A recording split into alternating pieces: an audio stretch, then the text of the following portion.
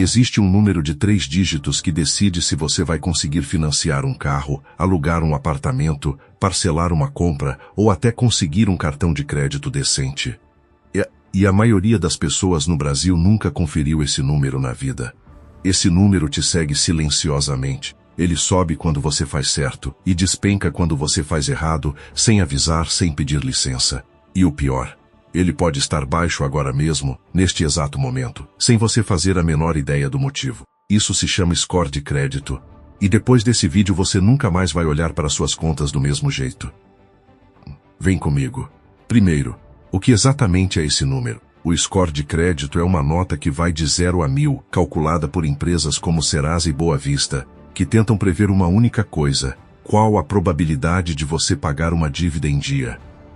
Quanto mais alto o número, mais confiável você parece para o mercado. Quanto mais baixo, mais risco você representa. E isso não é só teoria abstrata, isso decide coisas concretas na sua vida real. Score alto significa taxa de juros menor no financiamento, limite de cartão maior, aprovação mais rápida de crédito e até processos de aluguel mais simples. Porque muita imobiliária hoje já consulta esse número antes de fechar contrato com você. Ponto. Score baixo significa exatamente o contrário. Juros mais altos se é que você consegue aprovação, cartão recusado, financiamento negado e, em alguns casos, até dificuldade para conseguir emprego em áreas que envolvem lidar com dinheiro. Porque sim, algumas empresas consultam esse dado no processo seletivo. Agora, aqui vem a parte que ninguém te conta. O que realmente afeta esse número? A primeira coisa que quase todo mundo assume errado é achar que só dívida em atraso derruba o score. Isso é verdade, mas é só uma parte pequena da equação. O histórico de pagamento é o fator mais pesado, sim. Toda conta que você paga em dia, todo boleto, toda fatura de cartão, tudo isso constrói um histórico positivo.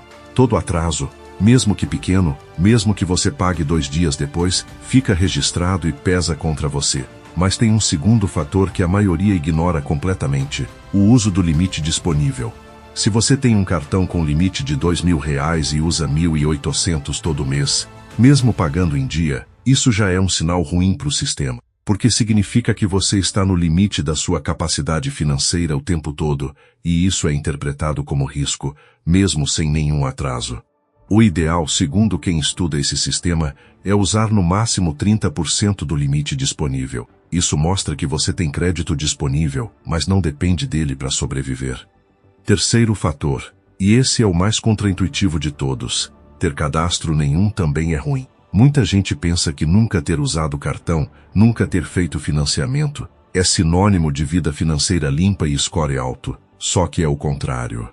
Sem histórico de crédito, o sistema simplesmente não tem informação nenhuma para avaliar se você é confiável ou não. É como tentar contratar alguém sem nenhuma referência de trabalho anterior. Não é que a pessoa seja ruim, é que ninguém sabe. Por isso, pessoas que nunca usaram crédito de forma nenhuma, muitas vezes têm score mediano, nem alto nem baixo, simplesmente porque não existe dado suficiente para calcular. Quarto fator, tempo de relacionamento com o crédito. Quanto mais tempo você tem contas registradas no seu nome sendo pagas corretamente, maior a confiança que o sistema constrói em você.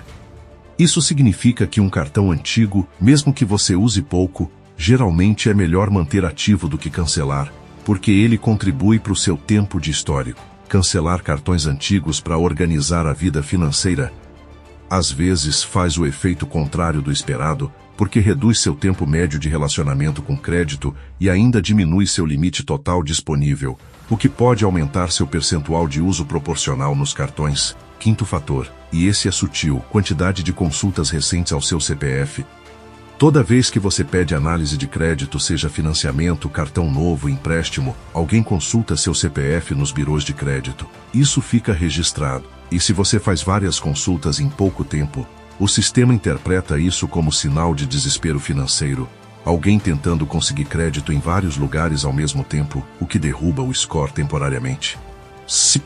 Por isso, pedir cotação de financiamento em 5 bancos diferentes na mesma semana pode, paradoxalmente, prejudicar sua chance de aprovação, mesmo que sua situação financeira seja perfeitamente saudável. Agora que você entende os fatores, vem a pergunta que interessa de verdade: como melhorar esse número na prática? Primeiro, pague suas contas em dia, sempre que possível. Isso parece óbvio, mas é literalmente o fator de maior peso. Se você está apertado, priorize não atrasar nem um dia, mesmo que seja um valor pequeno. Segundo, mantenha o uso do seu limite de cartão abaixo de 30% sempre que conseguir. Se seu limite é R$ 1.000, tente não passar de 300 por mês, mesmo pagando a fatura inteira depois. Terceiro, se você não tem histórico nenhum de crédito, comece devagar. Um cartão simples usado com responsabilidade já começa a construir esse histórico com o tempo. Não precisa ser nada extravagante. Quarto, evite cancelar cartões antigos só por cancelar. Se não tem anuidade, considere manter ativo, mesmo usando pouco, só para preservar seu tempo de relacionamento com o crédito. Quinto, evite fazer várias solicitações de crédito em um curto período de tempo. Se você precisa comparar taxas de financiamento, tente concentrar suas pesquisas em um período mais curto, ou use simuladores que não geram consulta real no seu CPF. E por último, o mais simples de todos, consulte seu próprio score regularmente. Existem aplicativos gratuitos, como o da própria Serasa, que te mostram esse número e explicam exatamente o que está pesando contra você naquele momento específico. A maioria das pessoas trata o score de crédito como um mistério, algo distante, algo que só importa quando você precisa de um financiamento grande. Mas a verdade é que esse número está sendo construído todos os dias, com cada decisão financeira pequena que você toma, mesmo sem perceber, e o pior de tudo é isso. Enquanto você não sabe o próprio número, você não tem controle nenhum sobre ele.